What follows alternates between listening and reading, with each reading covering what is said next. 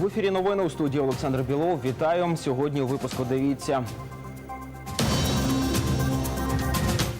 23 лютого 2014-го. Точка неповернення для Севастополя. Стаття Бориса Джонсона «Чому доля Криму важлива для Європи». День пам'яті Номана Челебіджихана. Як в Україні вшановують кримсько-татарського лідера.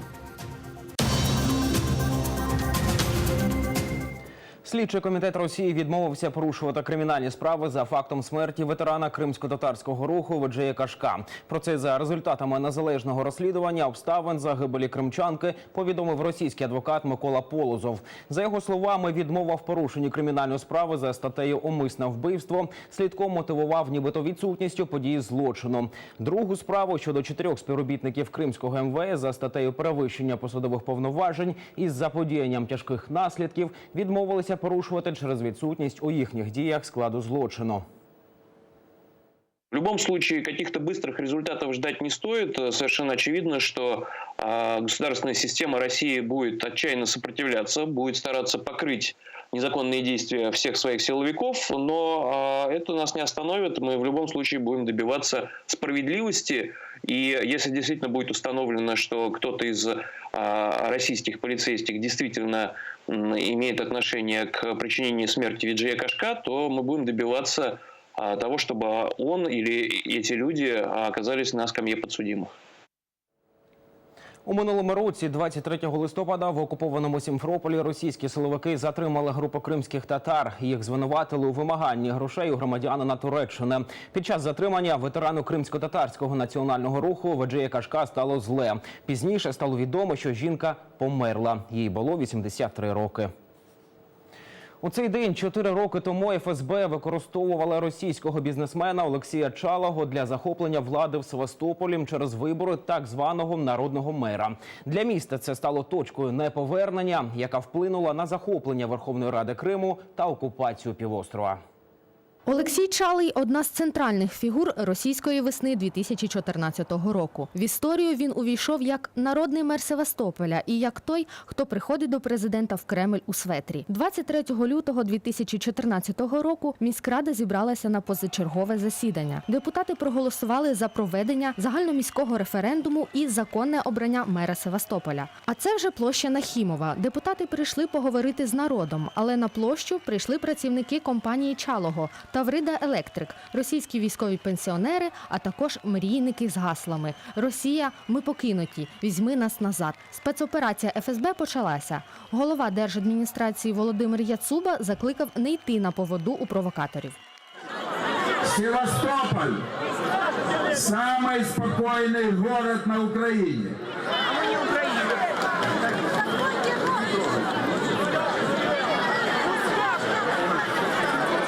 Я вас убедительно прошу,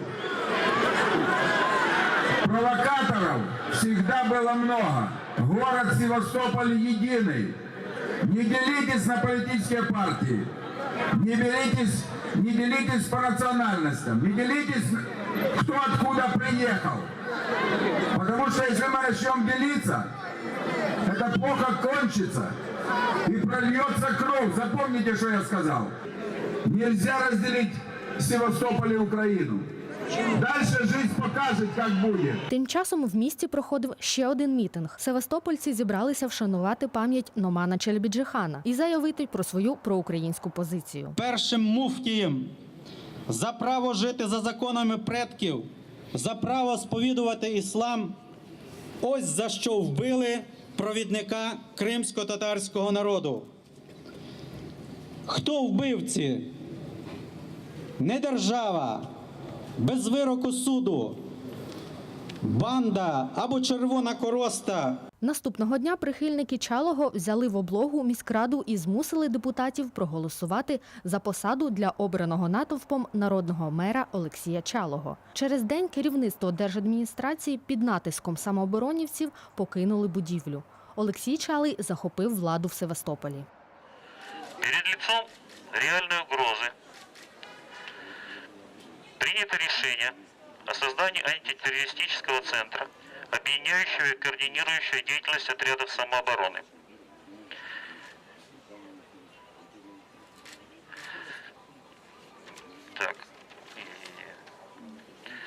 место записи добровольцев у входа в городскую администрацию. Начало работы 26 февраля. 4 роки тому на хвилі так званої російської весни Чалому пророкували блискучу політичну кар'єру. Деякі навіть називали його можливим наступником Путіна. Але політична зірка народного мера дуже швидко згасла. Він відмовився спочатку від посади керівника законодавчих зборів, а слід за ним і від мандата депутата. Юлія Никодюк, Олена Солоніна. Новини ЮА Крим.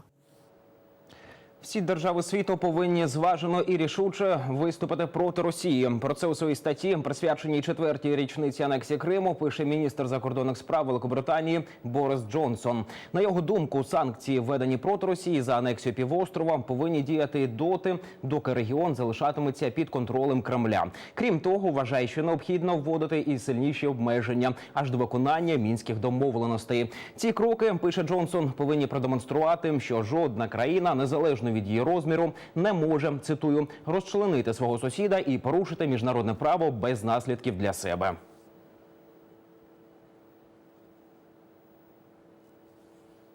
З Криму з'явилися повідомлення про утиски корінного татарського населення і образи тих, хто виступає проти російської анексії. Попри неодноразові заклики Генеральної асамблеї ООН, Федерація відмовилася надати міжнародним правозахисним спостерігачам можливість в'їзду на півострів. Зрештою, безпека кожної нації залежить від основного принципу, згідно з яким країни не повинні змінювати кордони або здобувати територію силою. Ось чому доля Криму має значення для всіх нас. У п'ятницю в окупованому Сімферополі на площі Леніна представники російської армії та МНС влаштували показ військової брони і спецтехніки для дітей. Маленьким кримчанам продемонстрували стрілецьке, артилерійське та зенітне озброєння. Окупанти приурочили події до російського дня захисника вітчизни. Військові показували і розповідали, як працює військова техніка. Тим часом представники місцевого козацтва не згаяли можливості і влаштували саме тут виставку своєї амуніції. А на довершення всім бажаючим дали можливість придбати на площі радянську військову атрибутику. Сьогодні трагічна дата в історії кримсько-татарського народу. В цей день, рівно 100 років тому, був убитий національний лідер Номан Челебіджи-хан. Ким була ця людина і про що треба знати кожному українцю, дивіться в сюжеті Руслана Халапова. Zavallı Karılgaç dedim. Oku, oku. Sonra senin de duanı okutmacakka koşarlar. Senin de küçük güzel ağzını bağlayacaklar. Серед книз молитви ластівок, Карылгачлар дуасы. І автор Номан Челебіджи-хан, поет і прозаїк, видатний кримсько-татарський політик і громадський діяч. Сьогодні в Україні відзначають День пам'яті Номана Челебіджи-хана. Він був одночасно першим муфтієм мусульман Криму, Білорусі, Польщі та Литви. Крім цього, Челебіджи-хан – один з організаторів першого скликання Курултаю кримсько-татарського народу, який пройшов в листопаді 1917-го. Тоді, 100 років тому, 1500 делегатів прийняли Конституцію нової Кримської Народної Республіки, а Номана Челебіджи-хана обрали головою Кримської директорії. Іншими словами, призначили прем'єр-міністром. Номан Челебіджи-хан – це одна з ключових фігур в багатовіковій історії кримсько-татарського народу. Його вплив на долю народу можна порівняти хіба що із найвидатнішими представниками часів Кримського ханства. Він є автором кримсько-татарського національного гімну «Ант Енкенмен» «Я поклявся». «Я поклявся світла правди, в темний край принести мій». Бо чому не може брат брата побачити в пітьмі? Я поклявся, давши слово за народ померти мій. У центрі Києва ми виявили стенд із зображенням Номана Челебіджи-хана. Він стоїть в одному ряду з лідерами української революції, такими як Михайло Грушевський, Симон Петлюра, Володимир Винниченко та Євген Коновалець. Тут можна прочитати біографію Челебіджи-хана і дізнатися про політичні заслуги кримчанина. Але слів його знаменитого вірша «Я клянусь» на стенді ми не знайшли. Незважаючи на це, на Майдані Незалежності нам вдалося зустріти молодих кримських татар, які процитували рядки з гімну Челебіджи-хана. Біліп корып миллетімнің көз яшыны сілмеге. Білмей, кормей, бин яшасам, Құрылтайлы хан болсам. Кене бір күн мезарчылар, келер мені көммеге. У цих рядках Номан Челебіджи-хан немов передбачав свою загибель. Йому було лише 33 роки, коли його життя трагічно обірвалося. У січні 1918-го більшовики заарештували Челебіджихана, а 23 лютого по звірячому вбили, а останки кинули в Чорне море. Руслан Халапов, Валентин Гринберг, новини ЮА Крим. До Дня пам'яті Номана Челебіджихана його вірш «Я клянусь» перевели на англійську мову. Рядки з гімну зачитали студенти з різних країн світу. Пропоную подивитися фрагмент відео.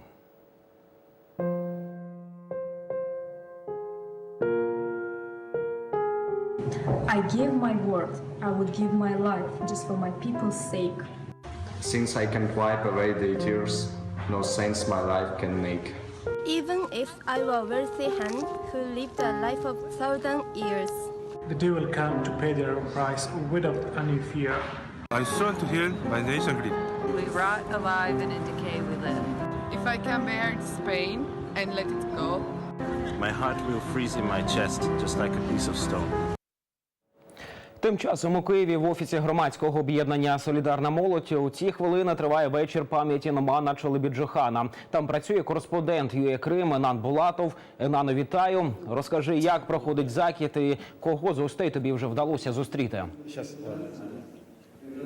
Доброго вечора, Олександра. Зараз за нами, за кілька метрів, у офісі, в відкритому офісі «Солідарність» проходить дивовижне видовище, чесно. Тому що всі гості зараз занурюються у життя лідера кримськотатарського народу і у його творчість. Крім цього, у кожному в руках тюльпан жовтий, як символ самого Номана Челебіджихана. І, чесно кажучи, я вже у котрий раз переконався, що до цього заходу організатори дуже добре підготувалися. І зараз біля мене знаходиться заступник голови кримськотатарської проєктно-освітньої платформи Q-Hub Кадир Татаріс. Будь ласка, розкажіть, як ви вирішили все ж таки наповнювати цей вечір? В сегодняшнем мероприятии мы попытаемся раскрыть образ великого политического и духовного деятеля Номана Челебиджихана через личные рефлексии участников, проводя аналогию между 1917 годом и современностью. Мероприятие мы проводим в экспериментальном формате Public Talk. Попытались создать максимально комфортную, уютную обстановку для каждого гостя.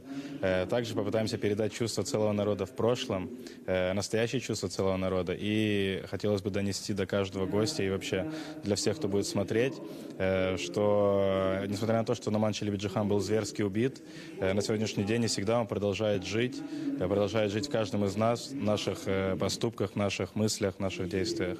Дуже дякую. Також біля мене зараз знаходиться соорганізатор цього заходу, головний секретар організації «Солідарна молодь» Дінара Габібулаєва. Розкажіть, з якими труднощами, напевно, ви столкнулися, коли організовували саме цей захід? Насправді велика честь бути соорганізатором такого грандіозного заходу, вечору пам'яті кримсько-татарського лідера Номана Челебіджихана. І для нас важливо, що саме це відбувається в відкритому офісі «Солідарності». Можемо ми показати нашу дружелюбність та теплоту, гостинність до кримсько-татарського народу. Насправді, кожен дотик, кожна деталь була до самого такого індивідуального підходу. Наприклад, світло, звук, музика. Все дуже так ретельно ми готували для цього заходу. І це була така атмосфера творчості в нашому офісі. Тому я дуже-дуже дякую, що у нас така є нагода зробити спільний такий захід. Я думаю, що це війде в історію, оскільки сьогодні 100 років. Дякую. Також на заході присутні члени Меджлісу та були запрошені народні депутати та посли декількох країн. І у кожного в руках, як я вже казав, не тільки жовтий тюльпан, а ще й у думках саме Номан Челебіджихан. Про ще більше подробиці цього заходу о 20:40 ви дізнаєтеся у кримськотатарському випуску новин. Олександра. Дякую, Нане. Це був кореспондент ЮА Крим Енан Булатов з офісу громадського об'єднання «Солідарна молодь», де проходить вечір пам'яті кримсько-татарського лідера Номана Челебіджихана. Боротьба на честь лідера. У Києві пройшов турнір з кримсько-татарської боротьби «Куреш». Організатори приурочили захід до 100-річчя загибелі кримсько-татарського лідера Номана Челебіджихана. На змагання приїхали близько 100 борців із Криму, Херсонської області та Києва. Спортсмени боролися в різних вагових категоріях, дали можливість помірятися силам навіть зовсім маленьким. Абсолютному чемпіону вручають кубок і традиційно живого барана. Вне Крыма это соревнование не первое. У нас мы проводили в Херсонской области, в Новоалексеевке, в Геническе. Много соревнований. Такие большие, масштабные в столице первый раз проводим. В принципе, были, конечно, сложности, сами понимаете, на данный момент какие-то с приездом команды. Очень много ребят с Крыма приехало. Более 70 человек. Он являлся борцом в душе. И это, разумеется, для нас пример для подражания, для тех борцов, которые на спортивной арене защищают честь страны, народа, опять же, свою спортивную честь, да, но, конечно же, этот человек являлся борцом не на спортивной арене, а на политической, и, собственно, каждый из нас должен понимать, что духом мы должны равняться на него. На цьому я прощаюся з вами. У студії був Олександр Білов. Дивіться нас по буднях і підписуйтесь на UA Крим Фейсбук. О 20:40 зустрічайте у цій студії Мідата Халілова з випуском новин кримсько-татарською. Гарного вечора.